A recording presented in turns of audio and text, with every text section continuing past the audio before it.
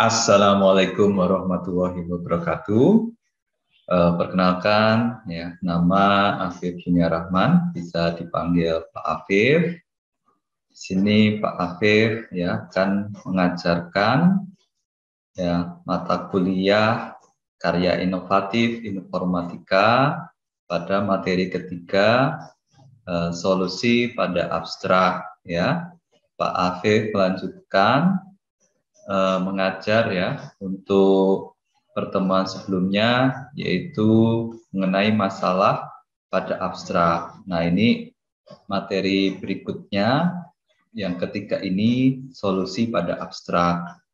Jadi tujuan dari pertemuan ini untuk membantu mahasiswa menemukan solusi atau metode yang digunakan dalam mata kuliah karya inovatif informatika. Ya, tujuannya mahasiswa mampu untuk memahami ya pertemuan sebelumnya masalah yang ditemukan dengan secara cepat pada abstrak.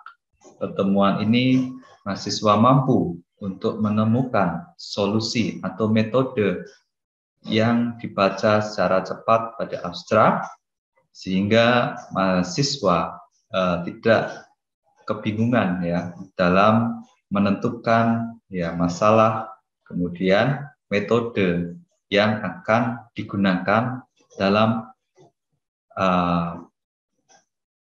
kuliah karya inovatif informatika yang nanti mahasiswa mampu membuat sistem aplikasi karya inovatif informatika yang bisa diterapkan pada masyarakat, KM, atau pemerintahan.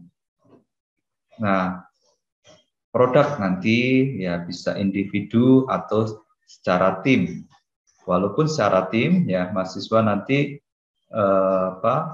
mengerjakannya atau laporannya tetap ya satu-satu ya, tetap semuanya harus melaporkan gitu. Nah, slide berikutnya ya. Nah, Pak Afif akan mengulang ya lagi pada pertemuan sebelumnya, yaitu abstrak ya.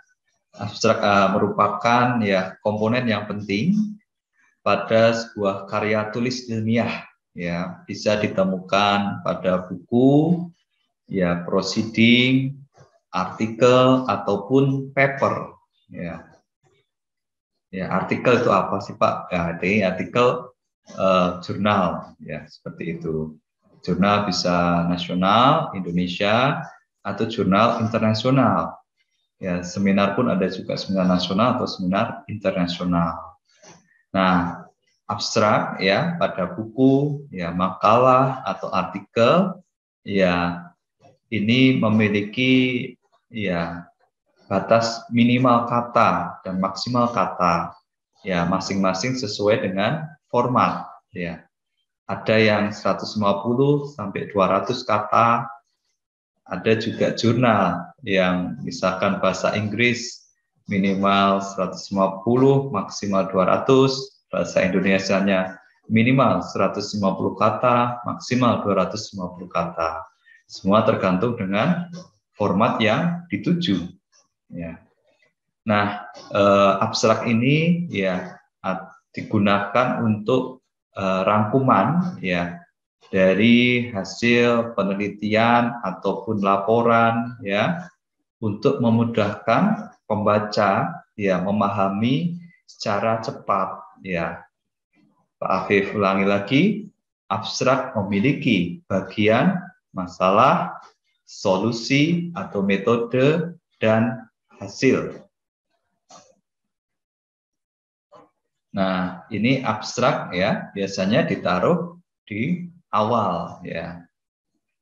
Selanjutnya, nah tujuan ya dari abstrak ya, ini Pak Afif mengulang pada pertemuan sebelumnya.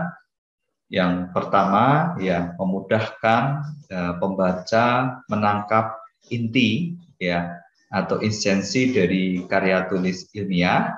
bisa dari buku, dari makalah ataupun artikel, ya, jurnal.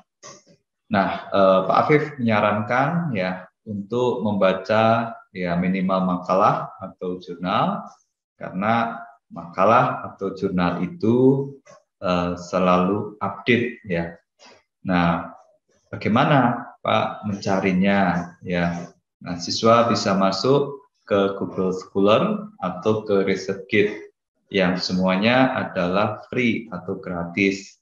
Kalau masuk ke jurnal ya tidak apa-apa ya. Yang penting jurnal itu open access. Ada yang tidak bisa di-download ya, hanya abstrak saja. Nah, ini abstrak paling didahulukan ya. Jadi kalian tidak bisa download karena berbayar, harus berlangganan.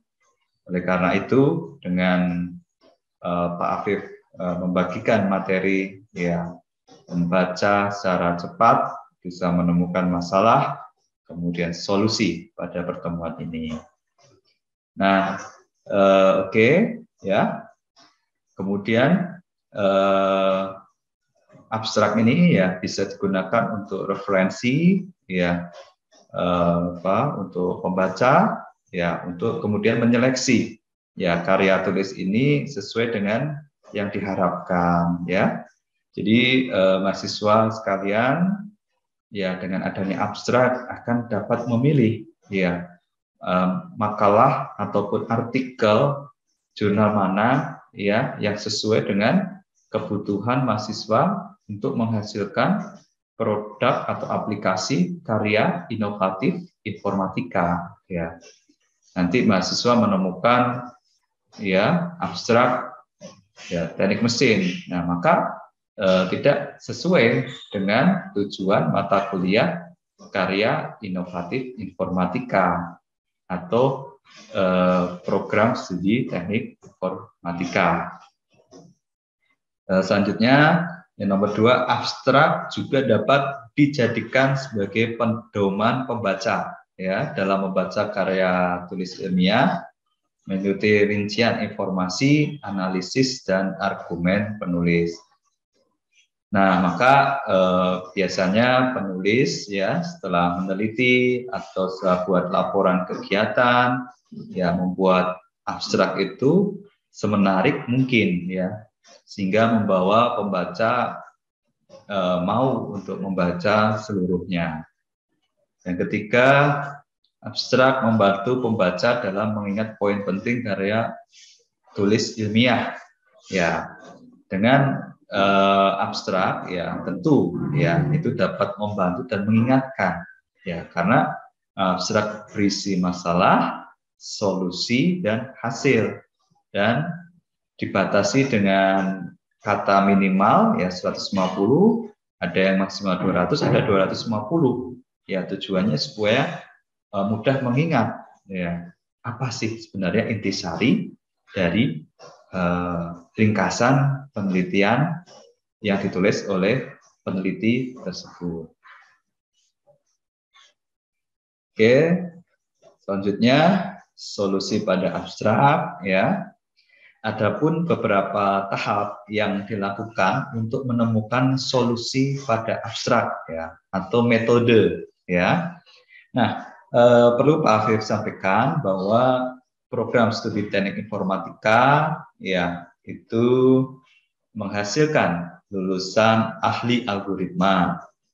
Nah, perlu Pak Afif sampaikan ya memang mata kuliah karya inovatif informatika merupakan mata kuliah pengabdian masyarakat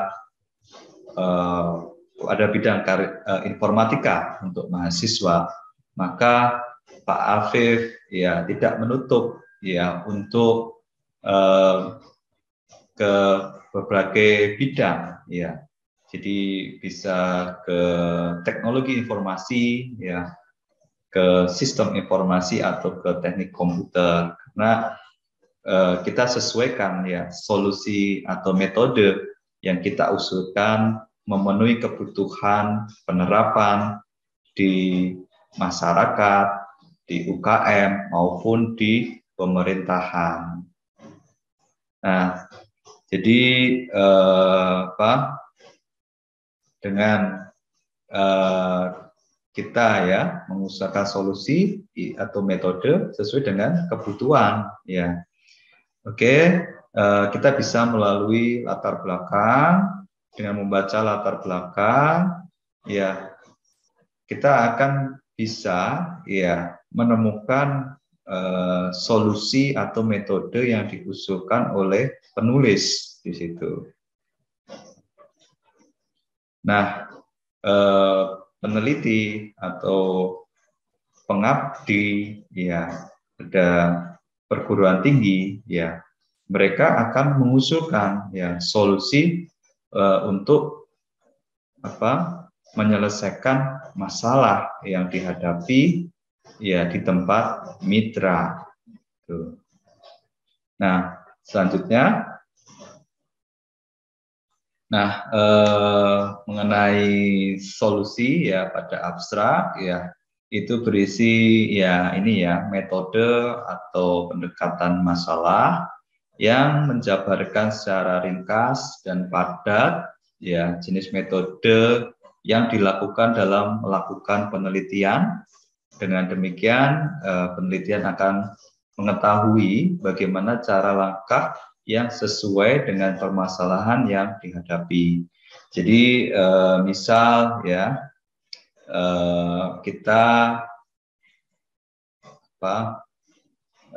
menemukan ya masalah pertanian ya, itu misalkan petani ya ketika panen cabai ya itu kesulitan ya di dalam menentukan cabai yang matang, setengah matang atau belum sama sekali ya. Nah itu kan mudah Pak Afif. Nah begini, kalau cabainya hanya 3 atau 4 kan mudah. Bagaimana kalau petani tersebut ya panennya banyak ya, tentu akan kesulitan dalam menyelesaikan pemilihan dan memakan waktu yang lama. Maka mahasiswa mengusulkan ya solusi, yaitu menggunakan algoritma fisik komputer ya untuk klasifikasi dengan machine learning atau deep learning. Nah, ini termasuk solusi ya. Solusinya gunakan fisik komputer ya, metodenya machine learning atau deep learning ya. Nah, tetapi ya jika yang kita hadapi ya petani itu sudah punya ya, namun evaluasi akurasinya hanya 70%. Maka solusinya ya mahasiswa mengusulkan metode yang lebih baik dari metode yang sebelumnya yang sudah diterapkan pada petani tersebut ya, dengan metode tentunya machine learning atau deep learning ya, dengan solusi fisik komputer pada klasifikasi pengolahan citra. Nah, jadi itu sebagai contoh ya bagaimana metode untuk menyelesaikan kebutuhan ya. Kemudian ya ini Pak Afif kasih contoh ya, waktu pandemi awal ya itu UKM ya mengalami UKM ini ya herbal ya, bergerak pada angkung ya, tanaman angkung. Nah itu mengalami kesulitan di dalam melayani customer ya. Kesulitannya waktu pandemi masyarakat tidak boleh tatap muka ya, harus jaga jarak ya. Maka Pak Afif mengusulkan sistem pakar ya yang digunakan sistem pakar ini untuk layanan konsultasi ya, dengan kita ya mengisi gejala-gejala, kemudian sistem pakar tersebut menghasilkan namanya hasil dari diagnosisnya. Kemudian diagnosisnya sistem ini merekomendasikan ya jamu atau herbal apa yang cocok untuk pasien. Nah, ini merupakan bagian dari solusi. Nah, kemudian mahasiswa sekalian bisa ya menemukan masalah ya, misalkan di pemerintahan ya, misalkan di kelurahan antrenya yang lama ya. Mahasiswa bisa membuat solusi ya menggunakan pendaftaran otomatis, menggunakan aplikasi Android, atau mahasiswa yang kerja praktek atau magang ya bisa menemukan ya masalah yang sesuai bidang informatika ya. Kami tidak menutup kemungkinan, Pak Afif, kemungkinan bisa juga sistem informasi, teknologi informasi, atau teknik komputer, karena karya inovatif informatika itu tujuannya dapat diterapkan di masyarakat, di bagian dari mata kuliah pengabdian masyarakat oleh mahasiswa yang dikemas hasil produknya dalam karya inovatif informatika. Ya, beda dengan mata kuliah praskripsi dan skripsi sesuai dengan visi teknik informatika dan sesuai dengan petunjuk kurikulum di asosiasi perguruan tinggi komputer ya, Aptikom, bahwa teknik informatika itu ahli algoritma. Nah, jadi tidak menutup kemungkinan ya solusi yang ditawarkan bisa sistem informasi, teknologi informasi ya, ataupun teknik komputer ya. Nah, ini mahasiswa yang tahu ya. Nanti pertemuan selanjutnya kita akan diskusi ya apa yang solusi yang tepat ya untuk karya inovatif mahasiswa sekalian. Oke, baik, selanjutnya. Nah, gambaran umum mengenai cara yang digunakan untuk meneliti. Jadi solusi ya atau metode ya itu merupakan cara atau langkah untuk menyelesaikan masalah ya. Nah, apabila di tempat kerja praktek ataupun magang ya membutuhkan sistem IoT ya, Internet of Things ya. Jadi kita bisa menggunakan sensor dan sensor itu akan mengirim datanya ke cloud. Dari cloud bisa kita buka dengan perangkat komputasi bergerak atau mobile computing atau perangkat smartphone. Nah, bisa kemungkinan seperti itu. Atau di tempat pekerjaan ya membutuhkan sistem informasi ya, atau tempat magang butuh sistem informasi ya, boleh itu ya. Kemudian fungsi solusi atau metode pada abstrak karya tulis dalam penelitian ialah untuk membantu penulis menemukan solusi atau metode yang digunakan oleh peneliti. Jadi mahasiswa sekalian, dengan adanya materi ini yang sebelumnya menemukan masalah pada abstrak, materi selanjutnya solusi pada abstrak untuk membantu mahasiswa menemukan ide untuk inovasi yang menghasilkan karya inovatif informatika ya.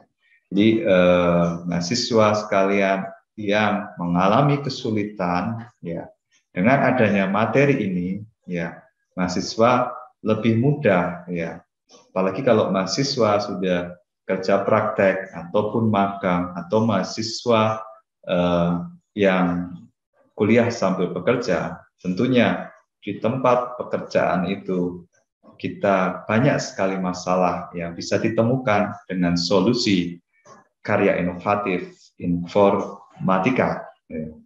bukan karya inovatif dengan yang lain, bidang studi yang lain. Nah, tentunya kalau mahasiswa ya belum kerja praktek atau magang akan kesulitan pasti aplikasi apa atau produk apa yang saya hasilkan atau kami hasilkan secara tim. Nah, oleh karena itu Pak Afif ya mengasih materi untuk membaca secara tepat ya, cepat ya pada judul dan abstrak ya. Dimulai dari masalah, kemudian solusi, materi selanjutnya adalah hasil.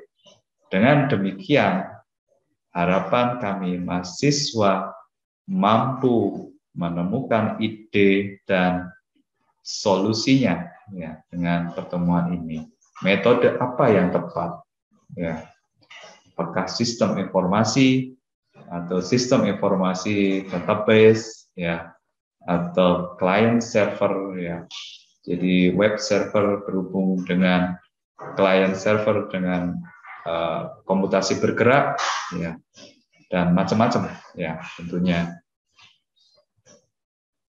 Nah, selanjutnya Pak Afif akan mengulang lagi ya 5 artikel ya judul dan abstrak pada pertemuan selanjutnya, tapi kita akan mencari ya solusi atau metode dengan cara membaca cepat judul dan abstrak ya, sehingga mahasiswa yang belum kerja praktek atau magang akan menemukan ide inovasi sesuai kebutuhan di masyarakat yang menghasilkan karya inovatif informatika.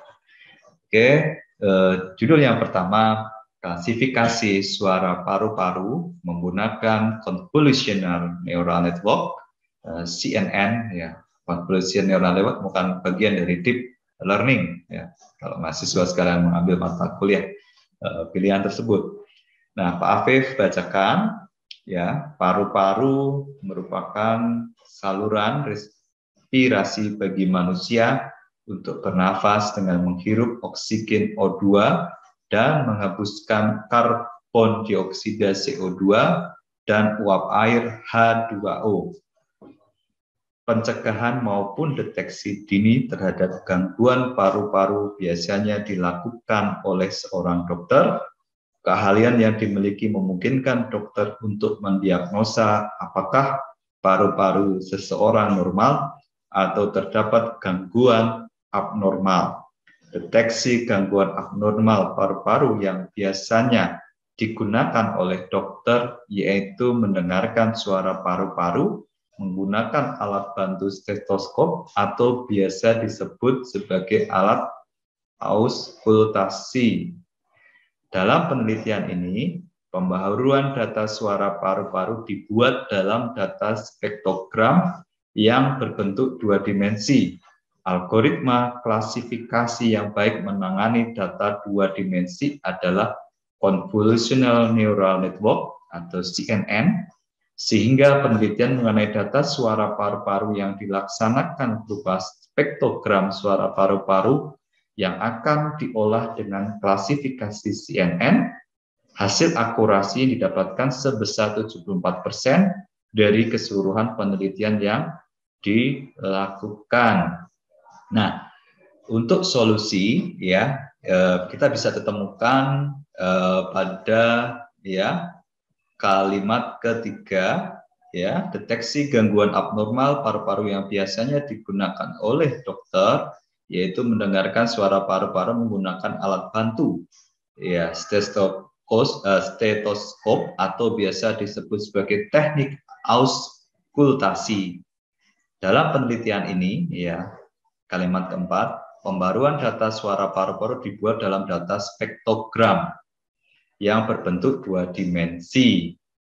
Nah, algoritma klasifikasi yang baik menangani data 2 dimensi adalah Convolutional Neural Network. Nah, solusinya ya menggunakan ya dapat mengenali suara paru-paru otomatis ya dengan data spektrogram ya menggunakan solusi algoritma convolutional neural network, ya, atau metode CNN, ya, untuk membuat pengenalan suara paru-paru yang secara otomatis dapat mendeteksi normal atau tidak normal.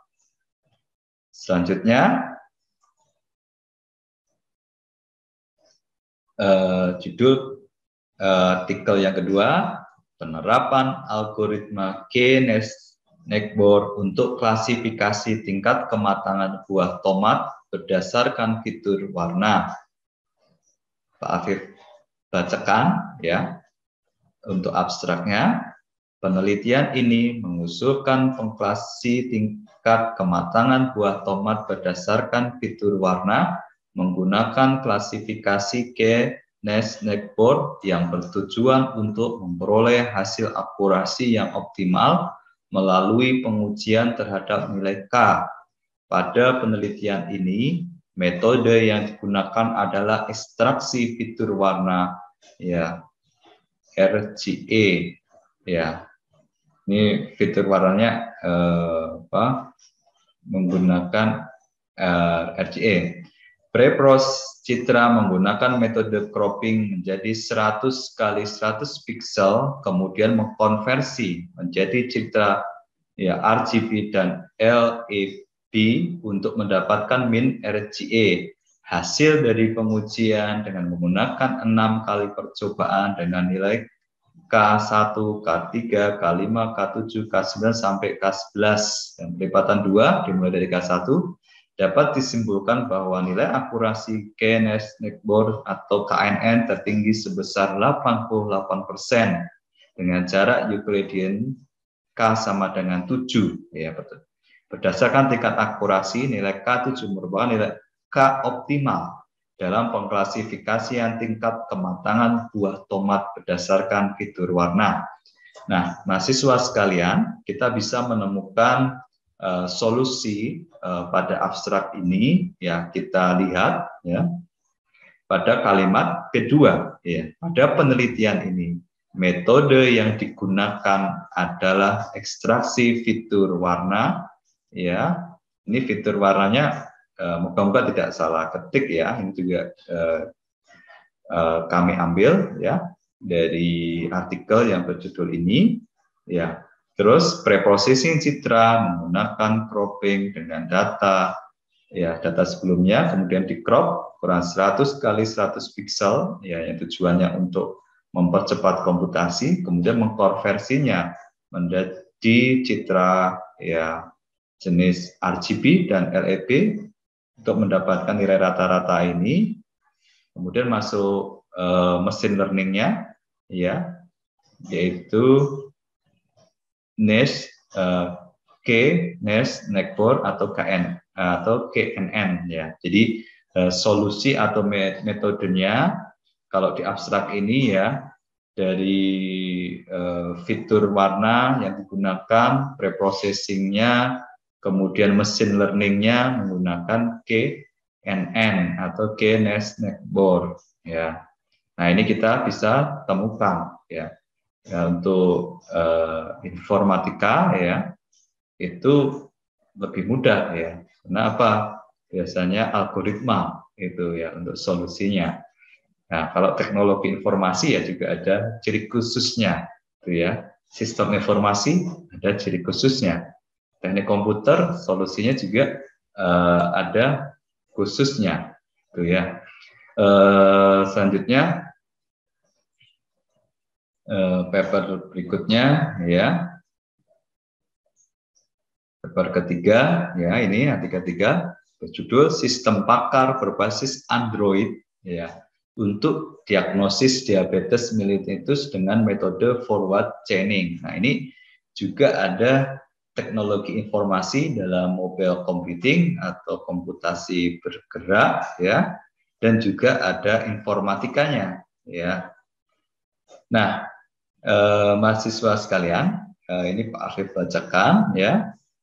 Diabetes mellitus termasuk salah satu penyakit berbahaya yang disebabkan kurangnya pengetahuan masyarakat mengenai gejala penyakit yang ditimbulkan artikel ini menyajikan pengembangan aplikasi sistem pakar yang digunakan sebagai perangkat diagnosis diabetes mellitus pada mobil Android.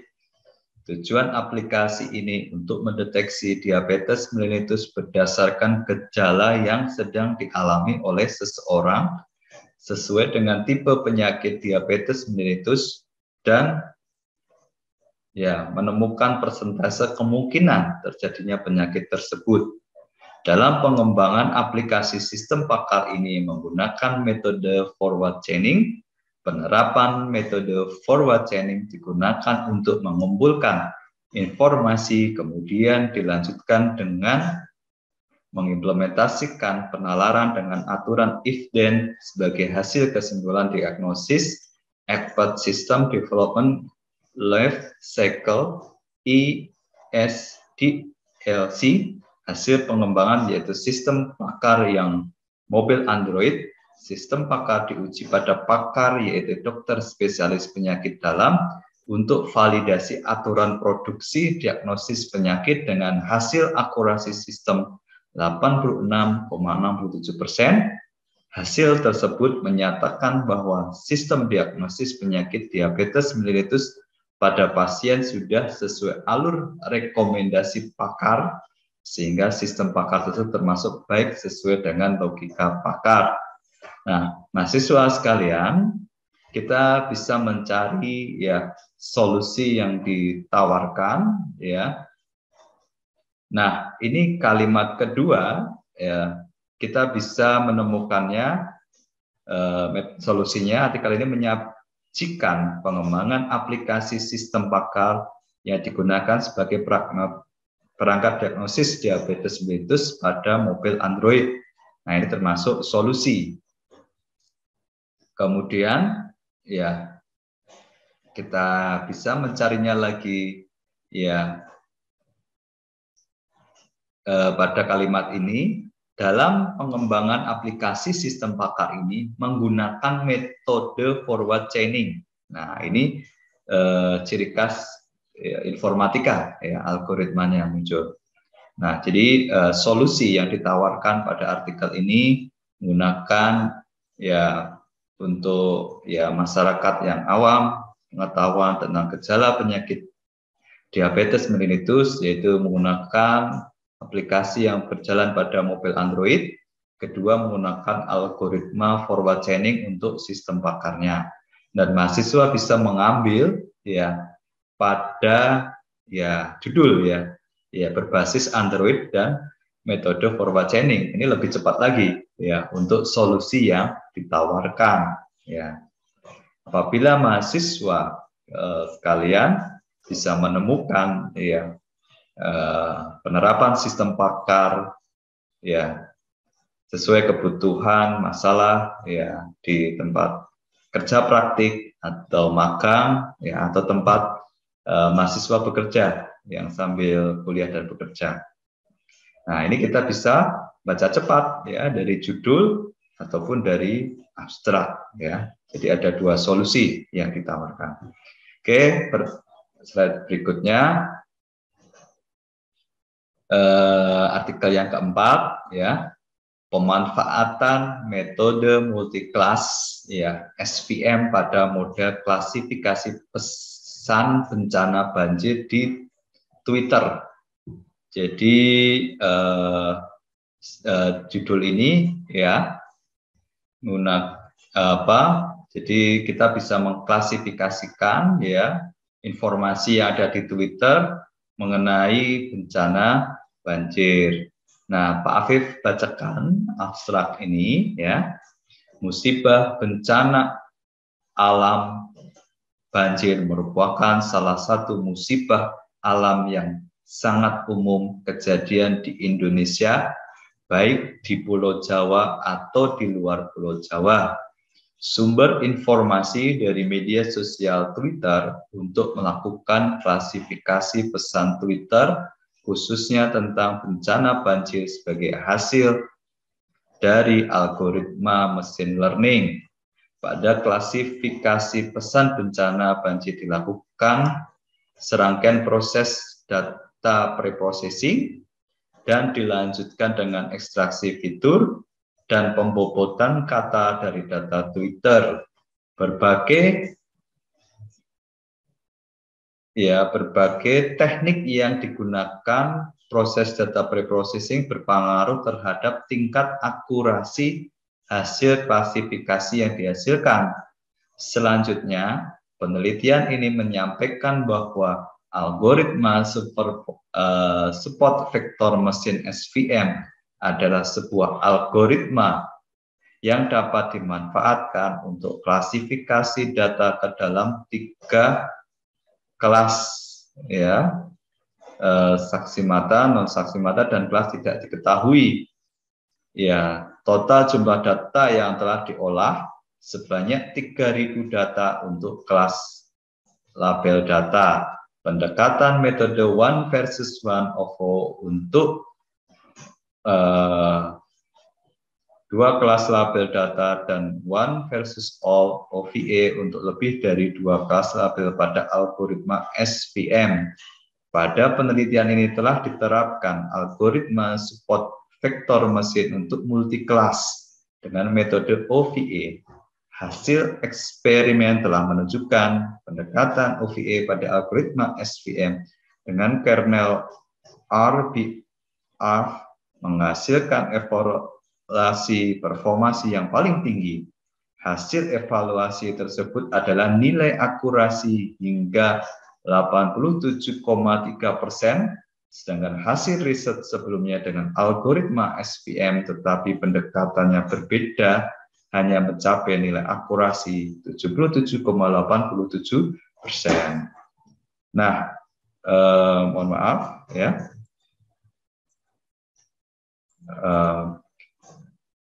Tadi slide-nya pindah.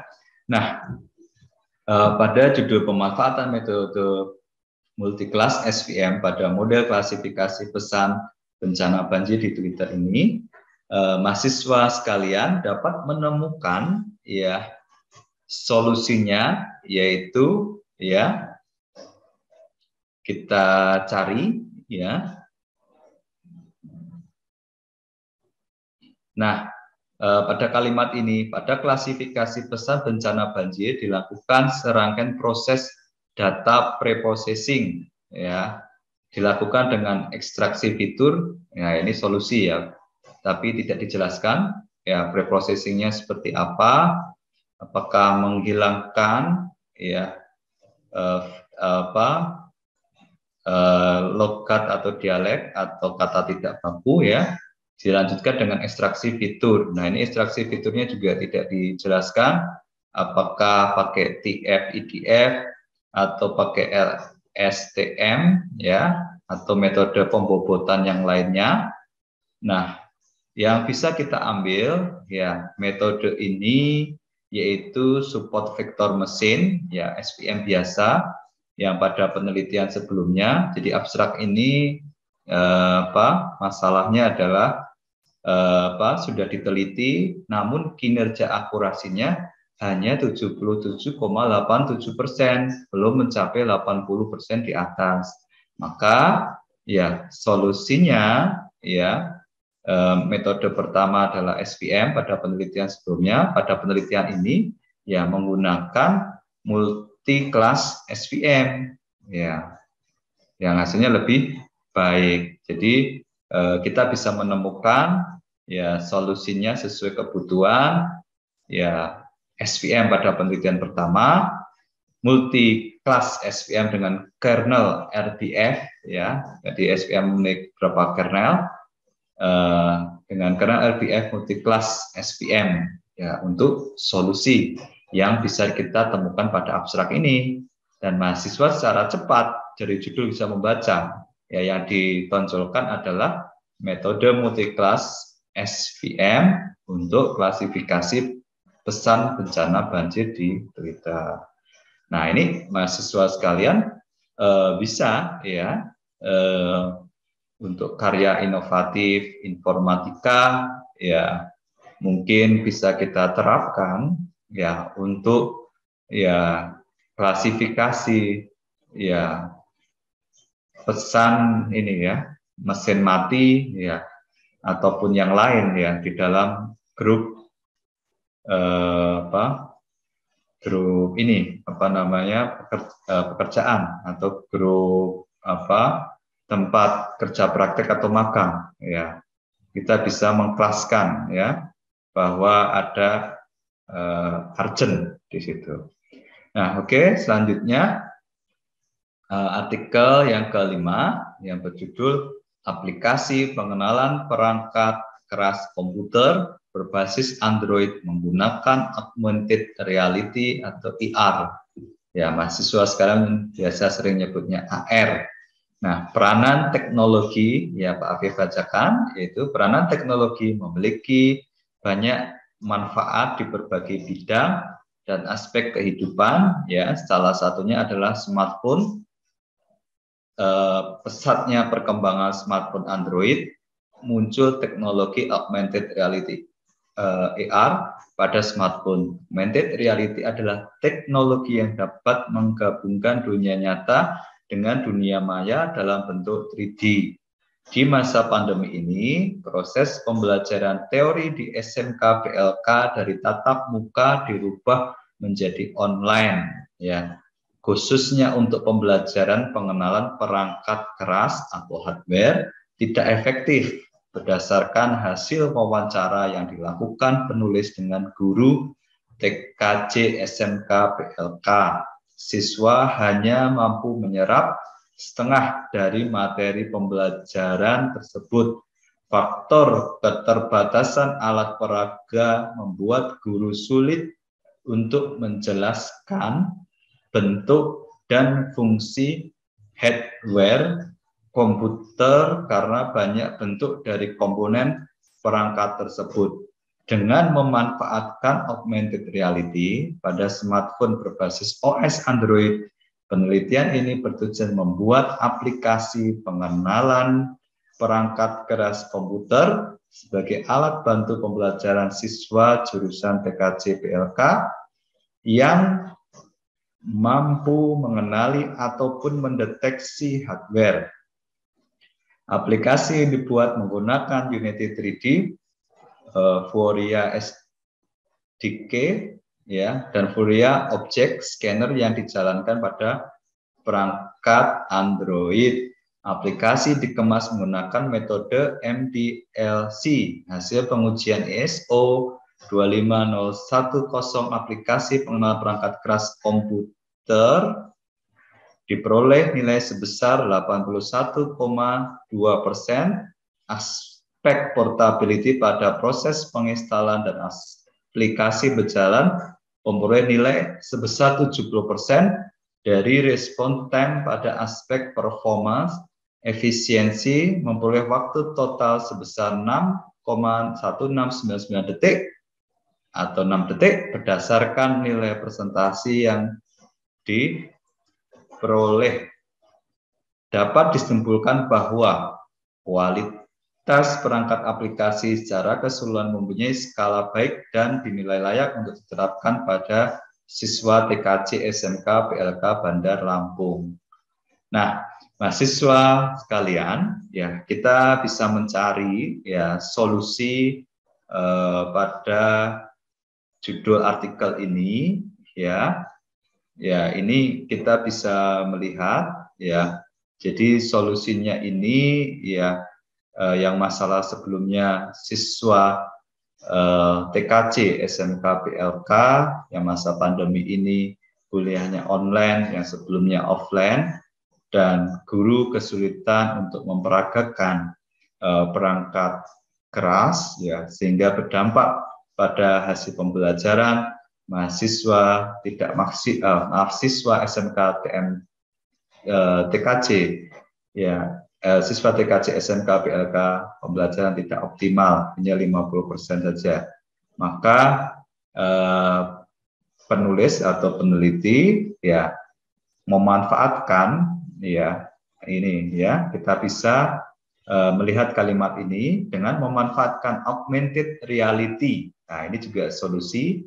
Jadi pada mobil computing atau perangkat bergerak atau ubiquitous computing ya dengan augmented reality pada smartphone berbasis operating system Android. Jadi solusinya pembelajaran menggunakan AR sehingga siswa dapat mengenali ya perangkat keras ya yang dibutuhkan dan dipelajari di TKJ, Teknik Komputer Jaringan SMK PLK ya, dengan AR, dengan augmented reality, metode solusinya yang berbasis pada smartphone operating system Android.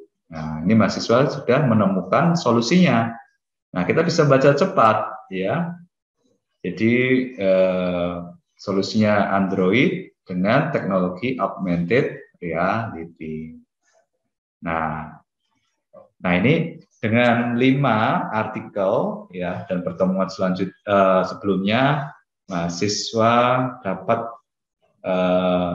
memahami ya, dapat mengetahui ya masalah ya yang ditemukan pada abstrak ya dengan cara membaca judul, kemudian abstrak mencari masalah.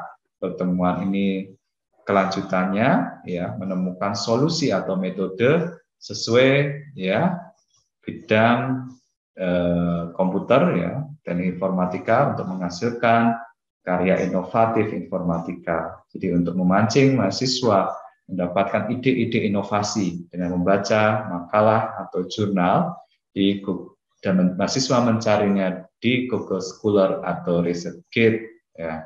Dari 5 contoh ini, ya Pak Afif ya harapkan mahasiswa mampu memahami pada pertemuan ini dapat mencari solusi atau metode ya sesuai dengan permasalahan masing-masing ya atau secara tim atau masalah di kerja praktek atau di magang yang dapat diterapkan di masyarakat ya. Jadi sesuaikan dengan kebutuhannya. Ya, pasti mahasiswa sekalian ya bisa mencari ya misalkan SMK Tatap Muka ya.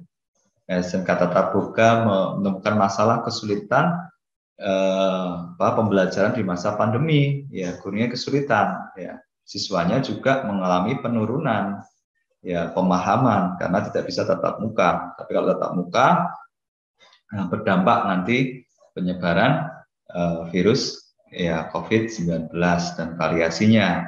Nah, mahasiswa menemukan solusi ya dengan augmented reality untuk membantu ya pembelajaran tatap muka secara online ya, mungkin perangkatnya atau masakannya atau cara memasaknya. Ini SMK tatap muka ya. Misalkan SMK yang bergerak pada konveksi ya atau konveksi pakaian ya, bagaimana cara membuat pola ya, model ya, cara menjahit ya atau model-model jahitan. Nah, siswa sekalian bisa membuatkan pembelajaran ya menggunakan augmented reality misalkan, atau pada SMK otomotif ya mahasiswa bisa membuat pembelajaran ya dengan AR ya atau IR ya, dengan AR ya misalkan simulasi ya apa bagian-bagian mesin yang dipelajari ya. Jadi siswa SMK otomotif ya bisa pembelajaran optimal dan guru dapat lebih mudah menjelaskan karena pembelajarannya sekarang ini online. Gitu. Nah, oke. Dan sekian dan terima kasih untuk pertemuan ketiga ini mengenai solusi ya pada abstrak ya, mahasiswa dapat memahami ya solusi atau metode dengan cara membaca judul makalah atau artikel dan abstrak ya dapat menemukannya solusinya. Dan harapannya mahasiswa dapat menemukan ide dengan pertemuan ini ya. Dengan sebelumnya kita bahas masalah, pertemuan ini solusi. Pertemuan keempat kita akan mencari hasil dari penelitian atau hasil dari kegiatan yang berhubungan dengan mata kuliah karya inovatif informatika. Untuk mahasiswa sekalian yang baru bergabung, ya silakan subscribe, dan untuk ini jangan lupa untuk like. Sekian dan terima kasih.